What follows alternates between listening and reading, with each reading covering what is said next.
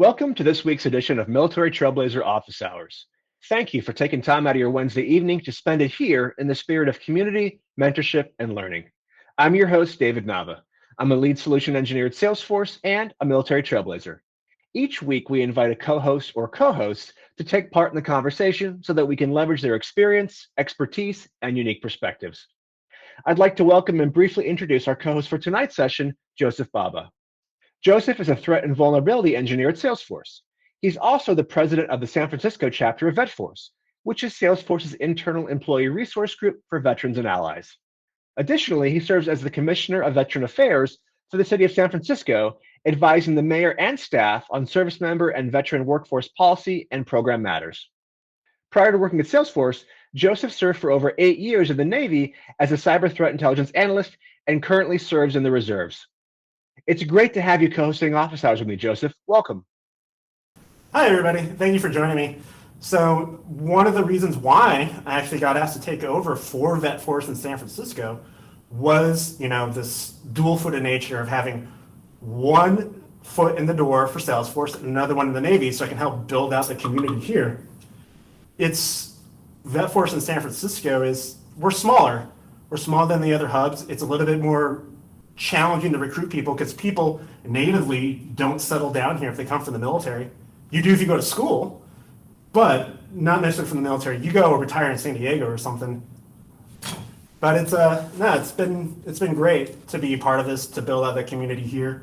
One of the things that we work really hard to achieve here is to find this intersection of Salesforce and people separating from the military.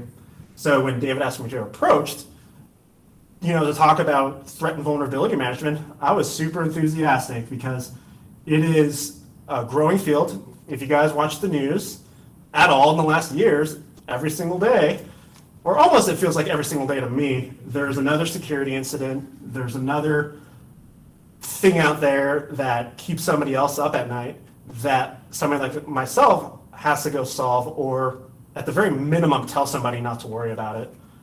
And it's not going to go anywhere. So if you are interested in pursuing a career in cybersecurity, it's growing. It's not going anywhere. And I want to preface this. When I talk about threat and vulnerability management, I'm talking about the back-end infrastructure. So if you look at a company like Salesforce and think about how big we are. I'm sure on some of the other Salesforce military calls, people highlight how big Salesforce has gotten. So think about all the infrastructure behind that. All of it, like our data centers, our laptops, that's 60,000 endpoints floating around out there. Our phones, that's a new one. Can we actually scan for vulnerabilities on people's phones? On Salesforce phones, we kind of lock them down, so you can't mess with the OS. But that is hundreds of thousands of endpoints out there, hundreds of thousands of things you got to worry about. And then our acquisitions. So we buy a company, and then guess who's responsible for their debt now? It's Salesforce. We bought Slack, we bought Tableau, we bought MuleSoft, we bought Acumen Solutions, we buy all these companies, and when the ink dries, we are now accountable for their security, for their processes, and we got to own it. And it's a big chunk about why the Navy, I say the Navy, I don't know, I don't know people's service branches on the call, but what I did for the Navy, you have to own it and you have to have accountability for those systems, because customers aren't really going to care what happened if there's a data breach or something happens to their data. We had, and for those of you who are solution engineers and budding, if Salesforce goes down for more than 30 seconds, people get phone calls. Customers, I should say, will get angry because there's an expectation that we know exactly what we're doing at any given point. And having good data and being accountable to it allows you to lean into that ownership of it. And a lot of that intrinsic motivation comes from the military. If you ever talk to any of my coworkers here, the one thing that they'll tell you is that I probably never complain about things here, because in a previous life and on the weekends, I work in a skiff underground with no window. There's windows here. I look like I'm in a zoo exhibit with the windows back here. So I want to own it, and I want to take accountability for it. And I encourage everybody, if you do, when you start interviewing and you start thinking about a profession in information security, or even just on the admin, you want to really highlight to your customers how you're going to own it. And it's going to go a long way to establishing trust, which is our number one value.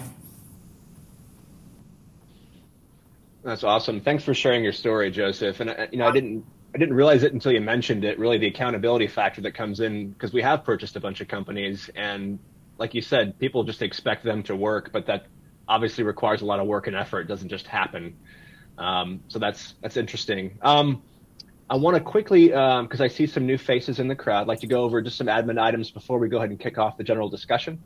And so for those who may be joining for the first time, the purpose of these office hours is an informal get-together for a gathering with military trailblazers as well as allies, because everyone is welcome, to explore non-technical Salesforce career and branding related topics to help you achieve your professional development and career related goals. And so for the next hour, I'd encourage everyone to step up, ask questions, answer questions from your perspective, because what that does is it creates additional diversity of experience to the answers that are given. And throughout the session tonight, please keep an eye on the chat window. I haven't started posting yet, but I will here in a second. I gather little tidbits from LinkedIn and other sources all throughout the week, programs that are going on, maybe employment opportunities, and I'll post those in chat, and other folks do that as well. So as you might have guessed, the focus for tonight's session is security engineer role and career path. If you'd like to ask a question at any point, feel free to do so. You can either raise your hand, or if you don't feel comfortable speaking up, just post it in chat and I will get to it in order. So with that in mind, I'll go ahead and ask the first question just to get us kicked off here. And so, Joseph, you mentioned, if folks were interested in the threat and vulnerability engineer career path, how would you recommend they get started? Are there any certifications that are recommended or required? Like, what's the initial path? So to preface that, I came in very non-traditionally, like a lot of people who do that career pivot. My background is in biology and environmental sciences, but that helped me because sciences and biology, it's a lot about how things are interconnected together. So the intuitive process of how things are plugged in together, how they work, and then how it works in the larger scheme of things. And that worked really well in the Navy. So when you're an intelligence analyst for the Navy, you might be focusing on one specific area and one thing of worry, and then somebody else will give you the larger context and fill you in.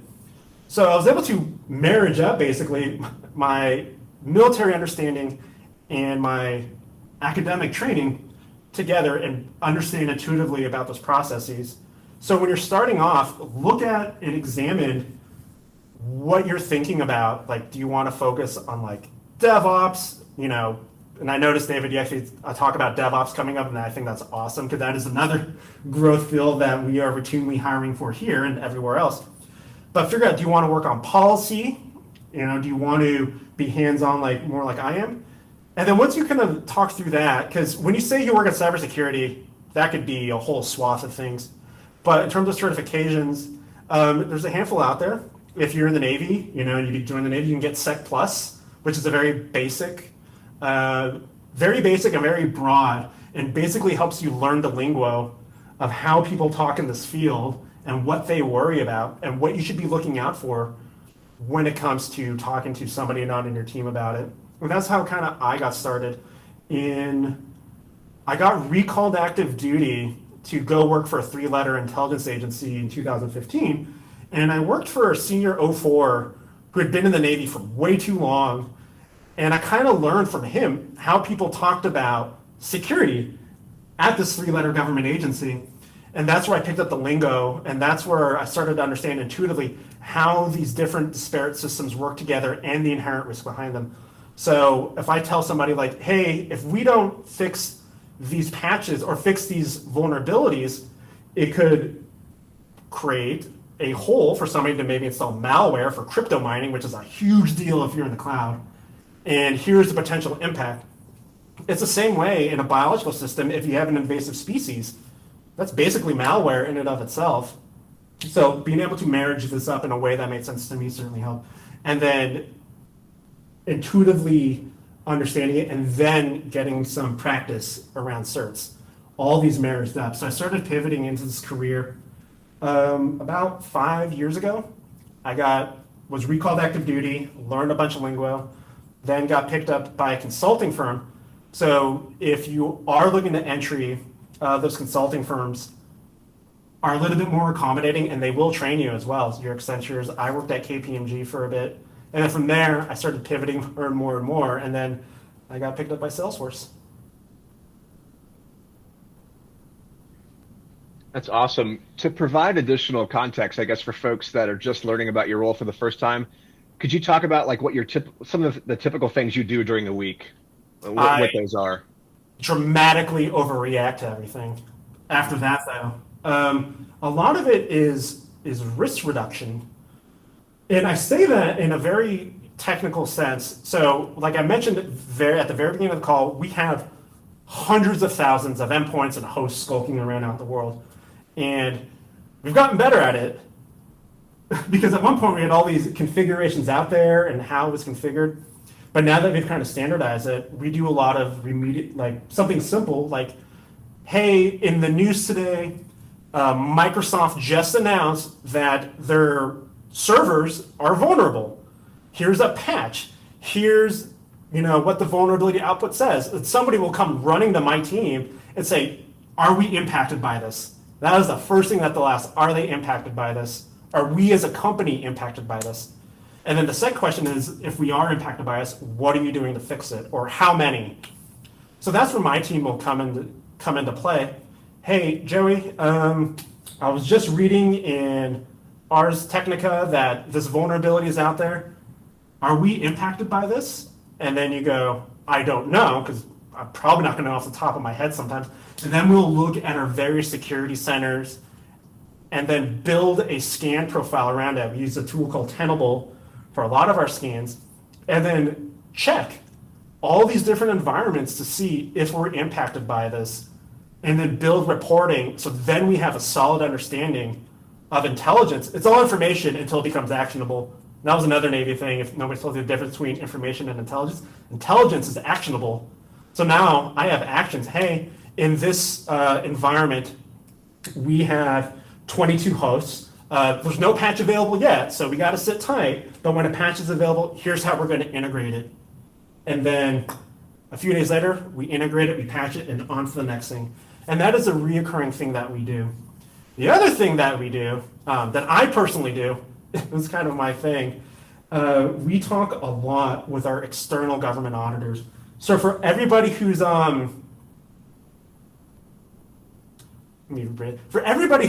was prior enlisted, I should say enlisted, because this is something I have to do, and you are briefing leadership. You're some E4, E5, because I had to do it as an E4, E5, and as an E6, briefing technical information to senior leadership or external people who, technobabble, they're not going to really care. I talk with our external auditors all the time. Coalfire, EY, government. My peers actually call it my government voice. It turns out, like after, I guess, working here for 2.5 years, they call it my government voice. I talk a lot slower than I am right now. And I talk a lot more, like you're almost listed like an NPR podcast, basically. And I have to explain highly technical information, like how our scans are configured, what our cycles are, what hosts are being scanned, our target range, all these different parts of a scan that somebody's going to evaluate you on, and talk through it. And we just did it in late September for those of you who don't know, for FedRAMP High. Who do you think powers the back end of the VA? It's Salesforce. They're a huge customer of ours. So if you need a job, you should go look at them because they are always hiring admin people, by the way. But we need to get sign-off for that. The U.S. government just doesn't grant an audit, a certification. There's a process. So we interface a lot with the auditors to talk through our processes confidently, what it takes. So 2019, and that was why I was hired. In 2019, Salesforce made a huge investment into government cloud, and it was vital to the financial success of this company in the middle of the pandemic. So we need to present to the auditors. We need to understand what the requirements are, and that's where also my team came in, because we're the ones driving that conversation forward. We are setting that expectation. So At first, it was a bit of a mess because we were all new. It's like 2019, we're all new. And we are like running, like, you ever hear the phrase building the plane and fly? It was kind of like that. At least that's what it felt like. And we were implementing new security standards and new scanning processes. And it requires a certain amount of confidence to direct the auditors where they should be looking. So if you are in a customer-facing role or like you're talking to an auditor, you never want them to tell you what they want to see. You want to be confident and say, here's what I'm going to show you. Here's our scan configuration. Here's what plugins, there's thousands of plugins that they audit for. Here's what we're scanning for. Here's our output. Here are sample tickets of how we're driving remediation. Here are tickets showing that we remediated a problem. And all that experience comes from having confidence in your own technical processes. And for me, having a lot of military experience, my boss commented in 2019 when we got final sign-off for something huge that he was very proud of me on the way I conducted myself. I was like, how did you learn how to talk like that? I was like, are you kidding me, dude? Like, I've been in the Navy for 8 years. Like, that's part of my thing, something that I had to do. Because after doing that for some like senior captain, you can do it for an auditor, you'll be just fine. So that is a very much of a day-to-day thing, as well as being prepared for those audits. When you look at the timeline of it, we got accredited and approved for FedRAMP High in December 2019. So when the pandemic hit and all these health agencies across the United States started going to the cloud using work.com, for guys that know work.com and knowing Vaccine Cloud, that's FedRAMP High. That's also a HIPAA. And that is my team providing that audit audience for sign-off. And in the pandemic, we as an organization had to scale massively in a way that I don't think any of us anticipated. The VA, New York Public Health Department, think of the amount of customers and the amount of institutional trust that they're placing in Salesforce to keep that data safe on the back end. So it was quite the challenge, but that is a huge chunk of what we do day to day. That's interesting because I recently, I guess about a year ago, joined the Department of Defense team, and we are selling Government Cloud and Government Cloud Plus to Department of Defense customers. And so, in hearing about some of the back end things that happen with ensuring that these clouds are compliant with all the various, security and compliance regulations, it provides, I guess, an additional understanding for me. So it's extremely interesting. A question, and I don't see any questions in chat right now. So if you do want to post them, go ahead and paste in there or raise your hand. But for those folks that may want to find out more about the role, is there a Trailhead module, or is there a book you'd recommend, or what can they dig into to explore whether or not this career role might be a good fit for them? So there are trailheads related to security at Salesforce in general and cloud security. So if you could do those at first, if you just type in the word cloud and security, anywhere really will tell you a huge chunk if you like doing it or not. There'll be other things, there'll be other things available in Trailhead around our compliance, so the various standards. We've got so many standards that we're tracking. There's this one, and he's in the East Bay now. He'd be a really fun talk. But we basically have like 15 different standards we got to worry about and unifying that all together for different requirements. But there are trailheads available out there around. Just type in cloud security or security compliance into the trailhead, and they'll give you a solid understanding of what we seek out and what we're doing on the back end to keep, to maintain trust with our customers. And I think that is a pretty good start. I take those every year as a refresher myself. AWS, because we run a lot on AWS. There's also a Trailhead for AWS and cloud security on the Trailhead right now. Sorry, thank you. That's helpful to know. I'm going to pull up, actually, I just found cloud security engineering modules. So I'll go ahead and share that in chat when I get a moment to cut and paste here. But in the meantime, you mentioned that there's many different career paths, obviously, in the ecosystem that are exploding right now. Security engineering is one of those. What does your career path look like? You said you came into the ecosystem about 2019. Say for the next 4 or 5 years, do you become, I guess, Is your interest to become more of an expert in your field, or do you want to go into a management role? Are those roles available? What does that look like for you? It's funny that you mentioned that. So for military people, it's like, if do you want to become an officer, or do you want to become chief warrant? Do you really want to become that SME, that hardcore SME? And we have both of those career paths available here.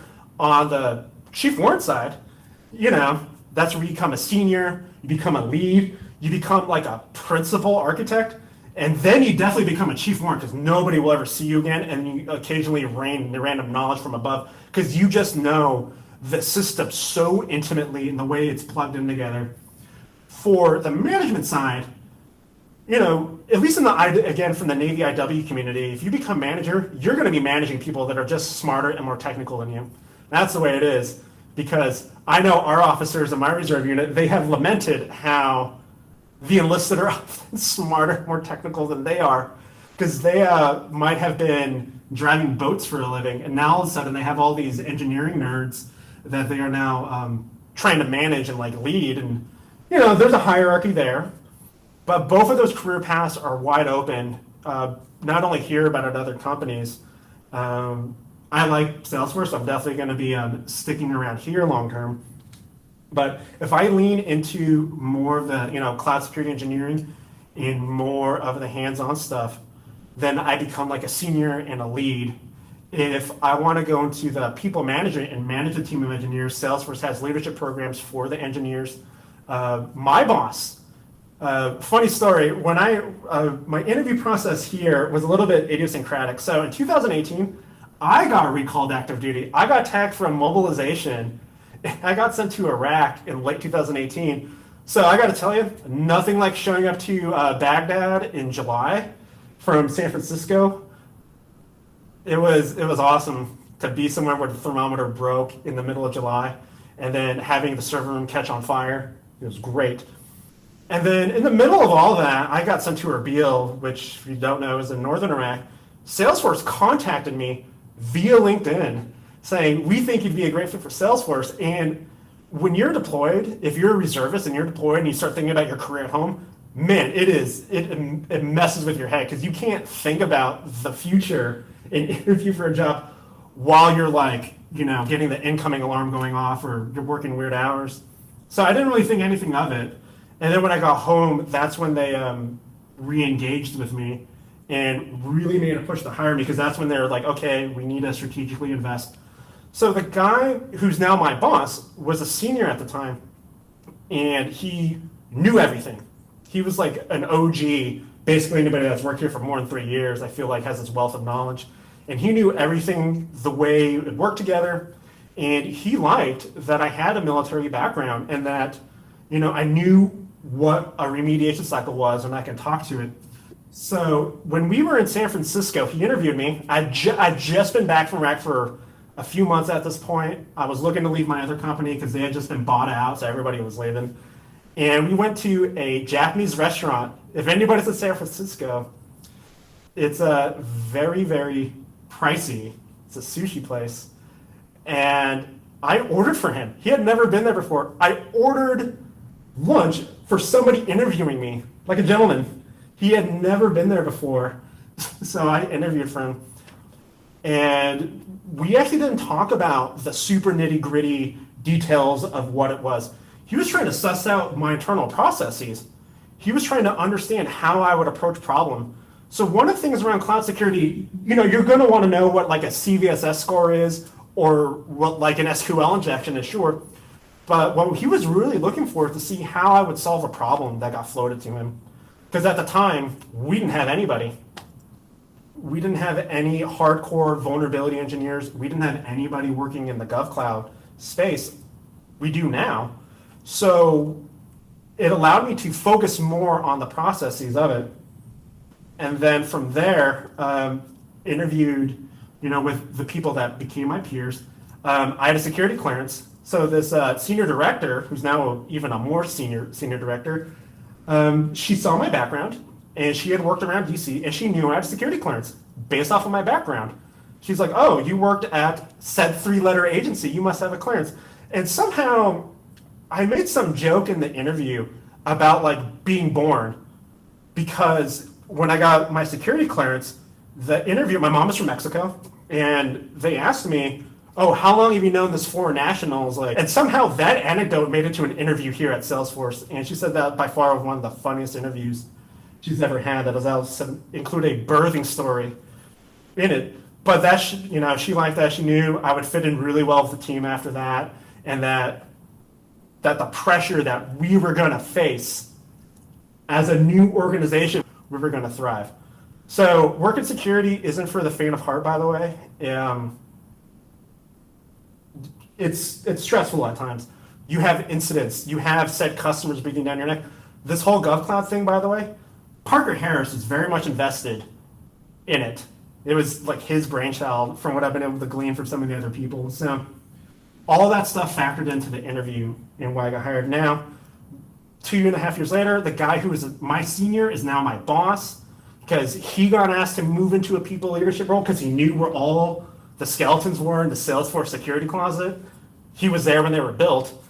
And then my manager at the time, she's now a senior manager, and that senior director is running the entire endpoint security team. So all of us have been promoted since then. Yeah, I think all of us have been promoted because the work was so unrelenting in the first we get the FedRAMP high, so we have like 5 months to duct tape something together and go to market. And unlike other times where you can duct tape something together and go to market, the government's gonna, look around and find issues. You just can't like bluff your way into it. There is quantifiable checks that need to be made. And then after we're done with that, the pandemic happens. And now all of a sudden we have to scale and secure much more endpoints out there for our customers. So it's been my day to day, and that's ultimately why I got hired.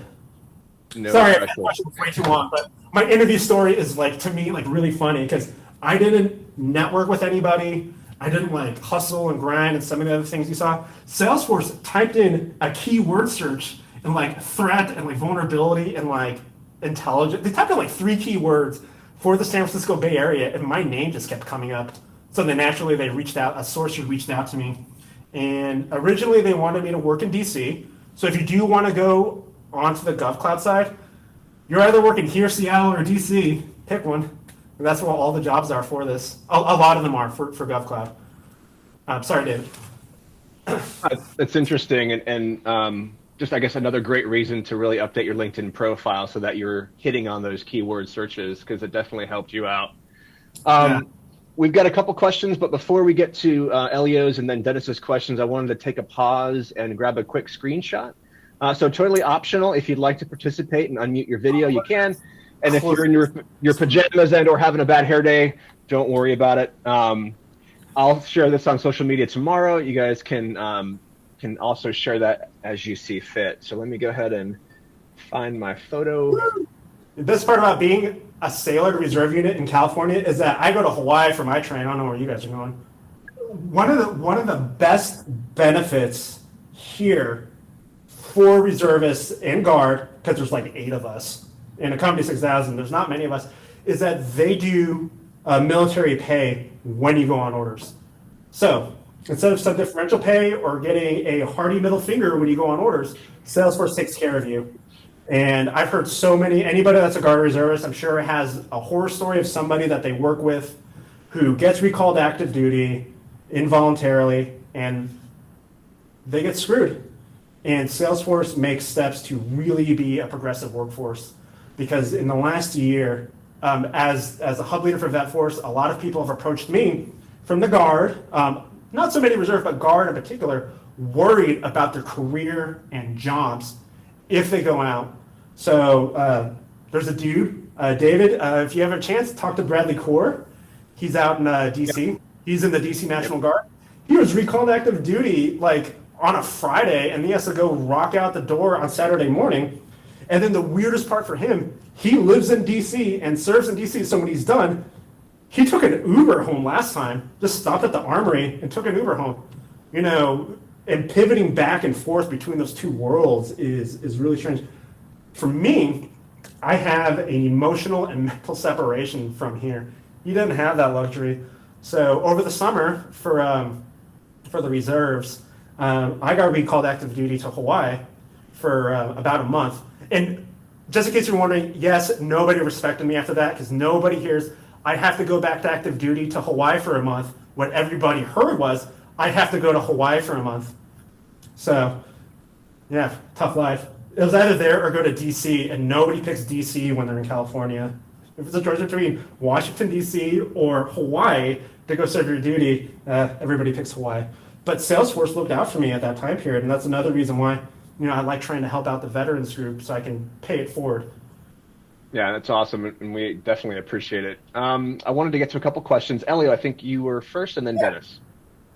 Yeah, I don't have a question. I just want to, we have some folks that come into these calls like myself. I've been here for almost 9 years, but so sometimes it's difficult for people that are trying to get in the ecosystem to listen and understand what you're saying, Joseph, right? You have not been here that long, but you made an awesome point about your experience in the Navy directly impacted how you carry yourself and the impact that you made when we're talking, interviewing, and then also how you're talking to our clients. And this is something that I try to convey to people, but they kind of look at me like, well, you've been here for almost 9 years at Salesforce. I don't know how true that is. So I am so glad to hear you give that same type of, communication to the group here, because it's very important, the skills that we have in the military.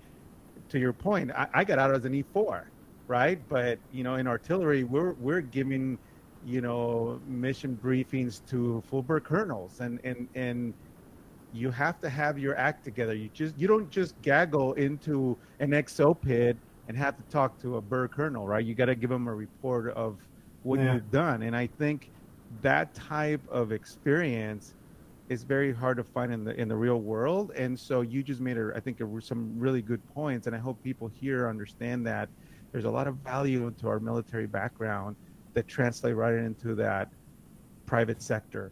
How do you carry yourself in a leadership debrief, even though you're not a leader, right? I mean, that to me, thank you. I just want to thank you for making that point and also covering your background, right? Because we need to continue to support our fellow vets and mil spouses who have those skills. We just need you to know, hey, those are real skills that you can apply in this environment. So that's my comment.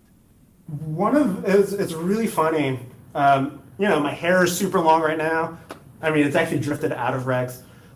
But when we did Fleet Week here in San Francisco, I came into the office and I had my dress blues in just like a little bag, and I changed into the uniform because one of the things I did for VetForce is I brought as many of the employees here on a ship tour of the USS Rushmore. I brought our executive sponsor, Todd Matches, on a ship tour.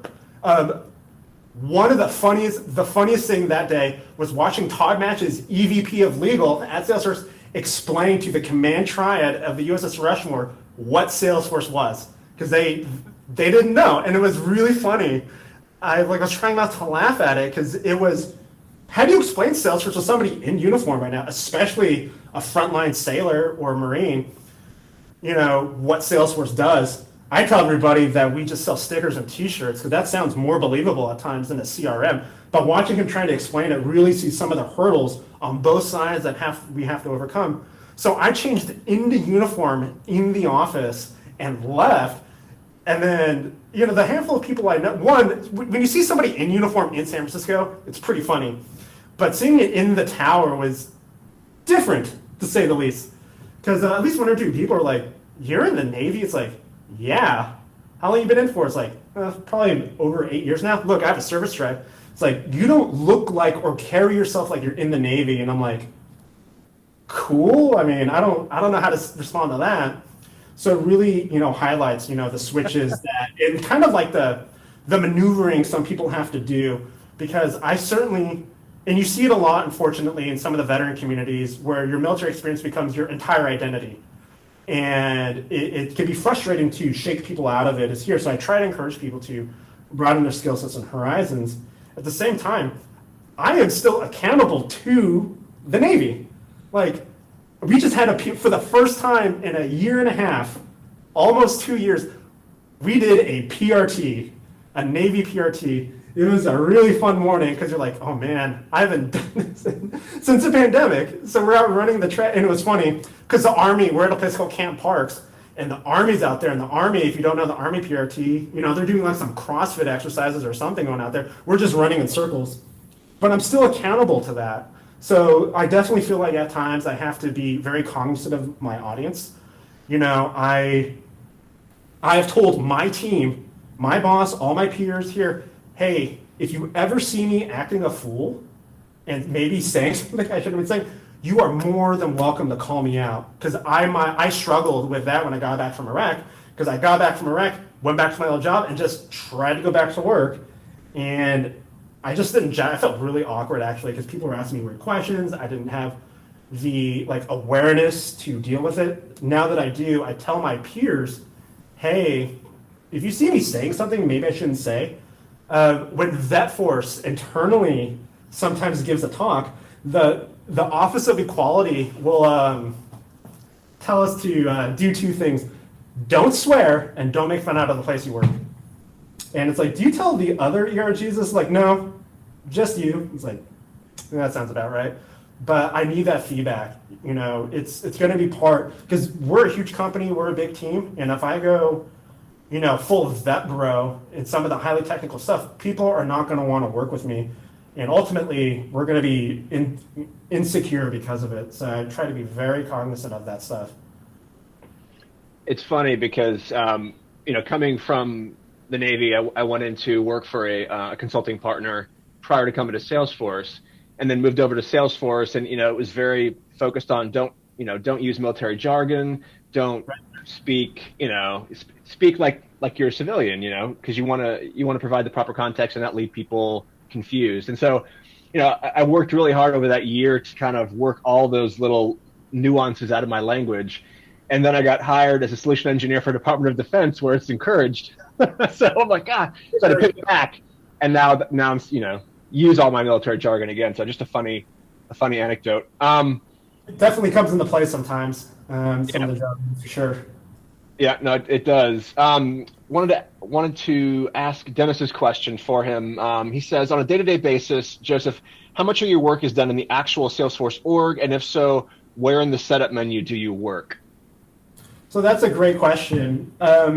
Not so much anymore on the org itself. So I'm on the back end.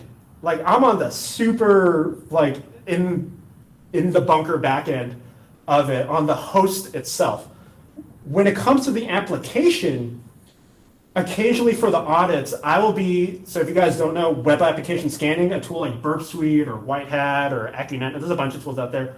For the web app scanning, we will scan for your SQL injections. So I actually do not do too much of it on the Salesforce organization itself. That being said, understanding the security requirements and how to configure. So if I suddenly point my security scanner at a Salesforce website and it's not configured, it is not going to work. You have to know where the security settings are. For example, do people on the call, do you guys that are working on it, do you configure your IPs to allow whitelisting? Do you enable 2FA? I certainly do, and we require it. But knowing where all the security settings are, the one super badge I have is for security specialist, because it comes into play, especially around configuring and understanding how to configure the scanner. Because when I scan with that tool, the auditor and myself are going to want to see, am I scanning as an admin versus a user? Am I whitelisting where my scanner is coming from? If you try scanning with a Burp Suite or a web app scanner, you're going to get a billion please verify me. This happens every once in a while for us too when we reset something. But you'll get a billion, please verify, and you'll get some email with some numbers. A week ago, we got 500 of them because the scanner kept going. It was over the weekend, so nobody could really fix it because it wasn't whitelisted.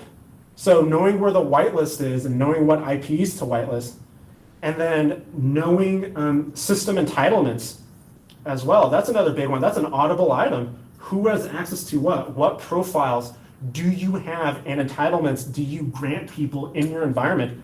Way different, for a salesperson versus the person who's building out the architecture. For example, if somebody here were to, my email, so if I do a user and hook it up to an API, and it's not API@salesforce.com, it's my username @salesforce.com. If I release Salesforce, guess who probably has access to the system forever because they're hard-coded into it, and it's impossible to fix. So knowing that aspect of security is going to be really valuable. The good practices. I am a big proponent because security, and I don't want to go back and fix something because the longer it takes, the more complacent people get with certain settings and certain just lackadaisicalness, the harder it is to fix because it's not broken. You can use jbaba@salesforce.com as an API. You shouldn't, but you can.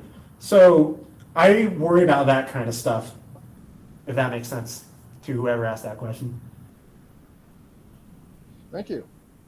Yeah.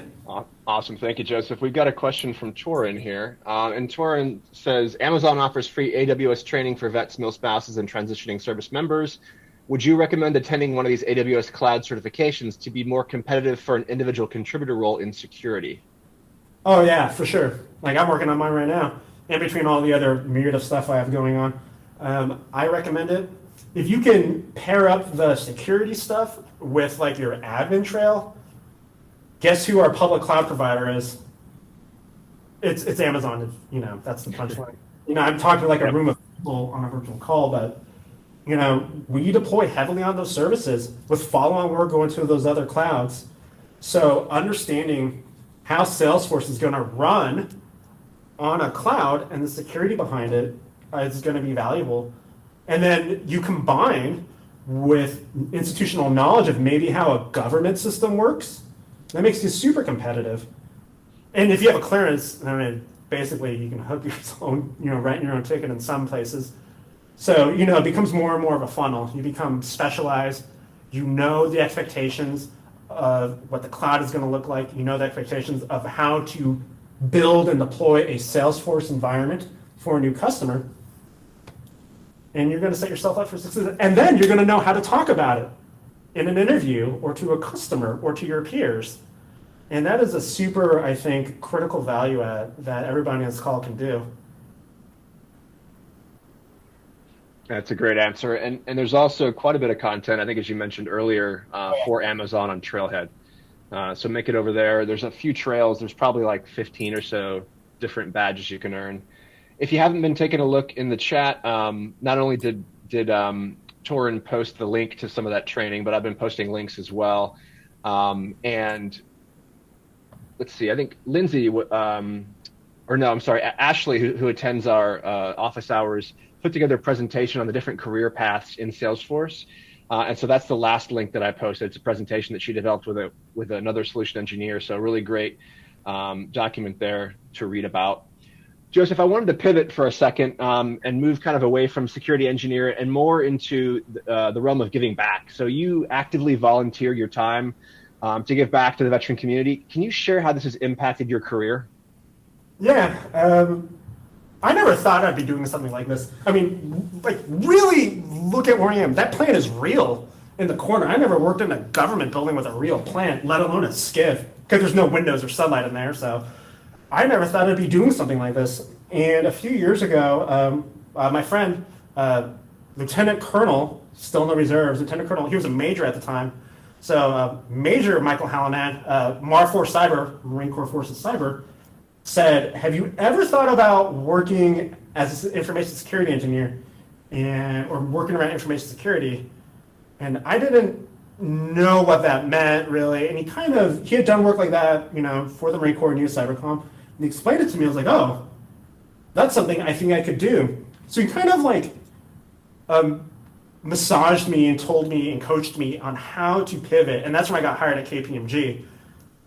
He taught me and kind of showed me how to understand the landscape. And a lot of the big career pivots that I've made recently, he's helped me, achieve. And that was super helpful. And then when I got back from Iraq, at the company I used to work, there was only like one other reservist that was there. It was a guy named Justin Norman, Major Justin Norman, Marine Corps, no less, helped me ground me back in reality, because I was all over the place. Like, there's no, this isn't San Francisco where I live. Aside from my reserve unit, I don't hang out with vets too often. I hang out with my peers in my reserve unit.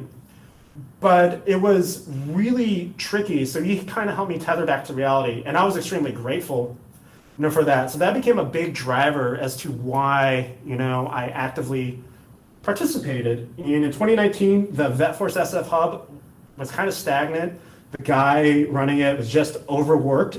And then he was leaving SF, like leaving San Francisco to live somewhere else. It's kind of hard to run a hub outside the city. So he asked me to take it over. So when we brainstormed ideas on what we should be doing, we focused around a sense of community and giving back in line with the Salesforce values, because coaching and helping others is much more effective than like trying to lecture you about Python or something. It's going to empower you to, drive your intrinsic motivation. So that was a big reason why, I decided to give back, and, I like donating my time. And oddly enough, I donated because most of my Navy career has been impacted by Marine officers and Marines in general. When I was in Iraq, I wasn't embedded with a Navy unit. I was embedded with the Marines the whole time. It was really weird. I was like Jane Goodall studying the great apes. That's funny. No, I totally agree. I think for those folks that are considering giving back as a way not only to help others, but also to promote their personal brand, any ideas for getting started? Yeah, a few. Most of mine is one was a very tailored LinkedIn profile, so that certainly helped. The other one was joining and being tangibly aware of the industry, because it's security. There's constantly evolving threats. In 2007, well, for most companies, nobody knew what ransomware was until early 2017, when ransomware started getting deployed all over the cloud. And that's when people started caring about it, not because they were vulnerable, because it cost them money. So staying abreast and aware of security issues, what people care about, is going to go a long way in those conversations. It's going to build out your personal brand. I only updated my LinkedIn page kind of recently because I wasn't too sure what to put in there. And then for the community level, because not everybody's going to work in tech or security, for the community level, going even further, at least in the city of San Francisco, is knowing what veterans care about in this city. San Francisco has two veteran populations that I've identified from working on the commission. One is older veterans. They served in the 80s or 90s, and they're a little bit older, and they feel disconnected from a sense of community. The other group is students, because the BAH for San Francisco is so high that they'll come to school here. They'll go to San Francisco State or City College and take classes, and then network in there. And those are the two kind of ends to building a community and understanding what people care about. And that's what I've been doing now. That's awesome. Thanks very much for what you do to support the veteran community. Oh, yeah. We've got a hand raised. Pearl, did you have a question or comment? Hi, Pearl. We're like on a radio show. Like, caller, you're on the air. And Pearl, you might be muted if you're trying muted. to talk. Yeah, she shows muted. Did I mute myself? There you go. Okay, You're good sorry now. about that. I'd like to hear your take about the MFA. Gonna be every single company, if they do the user login, February 1st next year, they have to implement MFA. So my question would be, how would you see company have not yet implemented that? How would you convince them to do so? So you can appeal to this overwhelming fear. That usually works. Hey, if you don't do this, you're going to get hacked, and here are the bad consequences of hacking. People respond to that fairly well, but if you do that, you might burn that bridge, and when something scary happens, then you won't have that. You can't always put the fear into your customers that's about getting compromised. The other side is you just have to show them why it's good security practice. You highlight how the entire industry does it and why the industry uses 2FA. But funny enough, so I have my Salesforce phone right here, iPhone. The one place I can't use 2FA is in some of the government spaces. David, I want to know how we're going to solve, and we're working on it now, how we're going to solve to log into a Salesforce environment with a CAC. But that being said, if you can highlight good security practices. So why do we why do we restrict access to S3 buckets? Because you don't want it exposed to the world. You don't want customer or dev environment pointing data. Same thing with 2FA. It's standard security practice now. It's commonly accepted security practice now to leverage and use 2FA. We use it internally for, to log into our VPNs and Aloha tiles. So if you explain to the customer, like, it's standard security practice, it's good security practice, it's recommended in the Salesforce shared responsibility. So any cloud provider, Okta, our own in-house Aloha, AWS, all of them are going to require 2FA. So by not doing that, they become an outlier as well. And a lot of companies, when they benchmark themselves around security, they're going to ask that, like, okay, what are other companies doing? Oh, well, every other company uses 2FA. Why aren't we using that? And at this point, 2FA has been around for a while. So if they're not doing it, there's probably something else going on internally that is around the larger security org that needs to be addressed. But at a very basic level, I like going with it's standard and accepted security practice. And when you enter the security field, that is something you're going to want to be familiar, with. What are other companies doing? What is the best practices out there for each platform? Because we would never allow, to log in to an Amazon environment, a Salesforce Amazon environment, without 2FA. That was a great question, Pearl. Thank you. I'll connect with you on LinkedIn for follow-up questions then. Yeah, Thank you. No, that is a great question. And that's actually something that, Joseph, that we've been working with. We actually do have CAC-enabled login, CAC being common access card. Oh, I know. Yeah, well, I know you know, but in case, folks on the call aren't aware. I got to help test that. So Salesforce.mil is the thing. And I look at my two-factor on my phone right now. I have 7 environments that I have to use two-factor for. So yeah, it's very much a thing. And it's funny, if we ever go work in a skiff, you can't bring your phone in. So I also have RSA tokens. So Yep, we used to have YubiKeys. I think. Oh, I saw it. I have a YubiKey right here. Yubi, RSA, my phone. Oh yeah, we're all about the two-factor. Yep. Yeah, so we've started demoing it using an Okta portal. Yeah. For CAC login, but all interesting stuff. It's definitely coming down the pipe, and companies are going to have to adopt that to increase their security. If a customer is a government customer, do you really want to tell the government, like, no, roll back your security standards because we don't want to do it? I'm sure that has worked historically well. So it's better just to roll with the times rather than try to fight it. And the difference. One of the things, by the way, that I've noticed, because work in a tech company, but I do a lot of government-facing stuff, and I wear a uniform. Our mentalities are different. People even here, will poke fun at the government for being inefficient or doing things a certain way. They have to. Their job is to provide a service, not to make money. So the missions can be different, and you have to really understand that. So all the use cases that you see from, like what David might be doing, one of them that somebody was working on was a parachute management and tracking. Do you really think that they're going to be looking at costs when it comes to parachute management and tracking and parachute maintenance and repair? Hopefully not too much, and they're going to fix whatever parachute problem that they have. So a little bit different than some of the other verticals that you're going to encounter out there. So a lot of it helps to have a very mission-oriented mindset, like I guess I do. So when somebody says, we need to fix this, like, okay, yeah, I'm going to fix it because that is the right thing to do, and it's empowering some other mission down the road. Recently, vaccines, but there'll be other stuff. Sorry, Dan. No, all good points. I appreciate it. We are at time, but before we do close, I wanted to thank you very much, Joseph, for spending your time to educate us about the security engineer role. It was great having you on the show. Very much appreciate it. Am I the first employee that you've had in the office? I think you are. Yeah. Yeah. That's why I came in today anyway. Just to do that. I figured I'd be the first. Yeah. But no, it's like a literal fishbowl in here, and again, real plant. So it's one of the most amazing things for me about this place, having spent most of my professional military career in some bunker, in some skiff. This is like, man, this is totally different, and it's great, and it's helps me feel a lot better, especially in some of the skiffs. You can't pace when you're thinking about something. If I have a problem here, I can pace around in a circle on a really nice floor.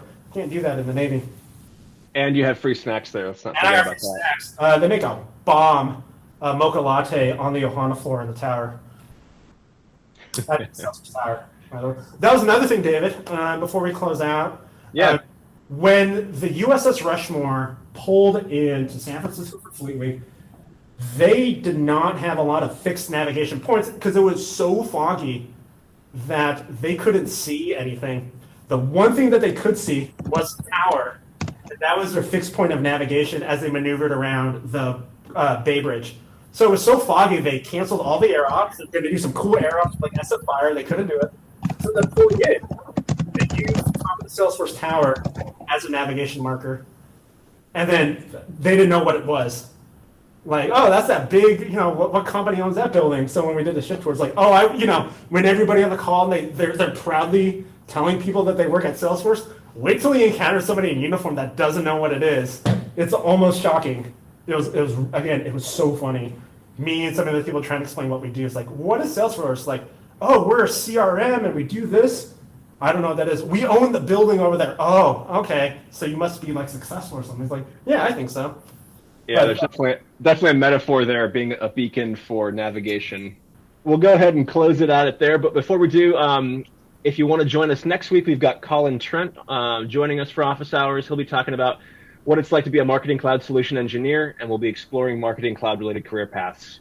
In the meantime, have a great rest of your Wednesday. Have a great rest of your week, and we'll hopefully see you next week. Thanks, everybody.